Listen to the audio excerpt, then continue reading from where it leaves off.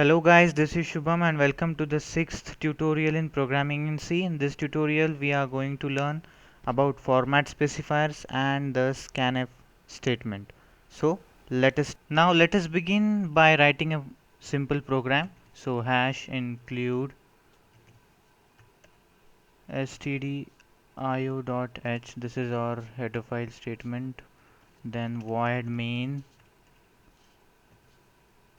opening and closing curly brace and printf, this is the statement used to print, and everything should be in lowercase, that is small letters. uh, Hello, and must be followed by a semicolon. So let us save this program as untitled2, save, and let us compile and run it at once. Something is missing, I think.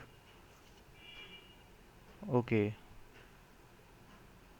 so it wants us to return something, int and return 0. Now save it, compile and run it. And here it is. It has printed the hello, whatever is written between the quoted marks in the printf statement. Now you might be wondering why it asked this. So void main is also acceptable, but if main, it is sometimes system error. It requires main to return something, so we will change the return type from void to int, and as it is going to just print return nothing, so we will return 0. This is also acceptable format. And now let us try to print a number. So 2, save it and run it and see, 2 is printed. What if I want a variable to be printed? So let us define integer variable.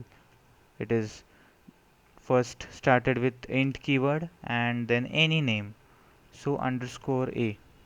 This is acceptable name. This is known as defining a variable. We have defined a variable name underscore a, which is of the type integer. This is known as variable definition. If we want to assign a value, we need to use assignment operator, which is equals to, and let's say 2 again. And now we need to print this variable by using printf statement. So for this purpose we require a special symbol known as format specifier. It is nothing but a percentage symbol followed by a alphabet. Here modulo d implies an integer. So as we are going to print an integer, we are going to use the format specifier modulo d, comma, the variable name, which is underscore a. Save this and execute this program. See, we are going to get 2 again. Now what if, so what do we understand from this? If it is an integer, we need to write modulo d as a format specifier. It specifies the format in which this variable value is needed to print over the console. So as it is an integer, so modulo d describes a format specifier for integer. So let us change this integer variable to float, which is nothing but any real number. So 2 point, this is a number, and for this purpose modulo d is not used. We need to use modulo f.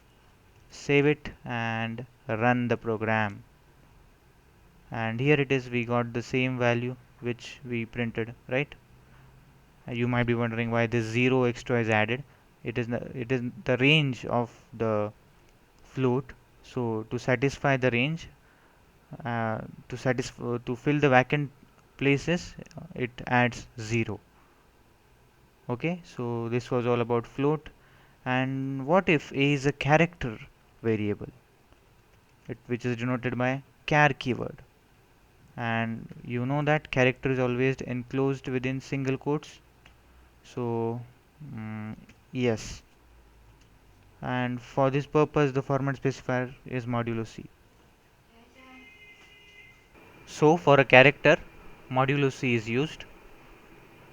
So let us check by running the program, and here it is, it has printed yes. Now let us try to print a digit. Now it will take this digit as a character and print it as it is. See, it has printed 5. So this was all about format specifier. And one more thing, if we need to take input, now here we are always initializing the variable which we have declared. What if we need the variable from the keyboard side? So for this purpose we use scanf function. So we will declare, just define an integer variable int, and we print that enter a number, and we will use the scanf statement to take the number as the input. For this purpose we need to, as we are taking input integer digit, so we are going to use the percentage symbol and followed by d, and comma the ampersand, which is nothing but address of operator, and we need to provide the variable name, which is underscore a. Save it. Oh, we again need to print it, right? Semicolon and printf, right? Then what we need to print? The same number, backslash n modulo d. Backslash n is an escape sequence. It will generate a new line. This backslash n will generate a new line. So comma underscore a. So it will print the value of a whatever we enter. So save this and run this program. Compile and run. So see, it is asking me to enter a number, right? So I will enter a number as 65, and it has printed me the same number 65. So what happened actually in this program? First of all, we defined an integer and which has name underscore a. Then with the use of printf statement we printed this sentence, enter a number. With the use of scanf statement we took input from user side, and again using the printf statement we printed out the value of the variable which we took as an input from the user. So this was all about this video. In the next video we will learn about operators, and bye bye, meet you in the next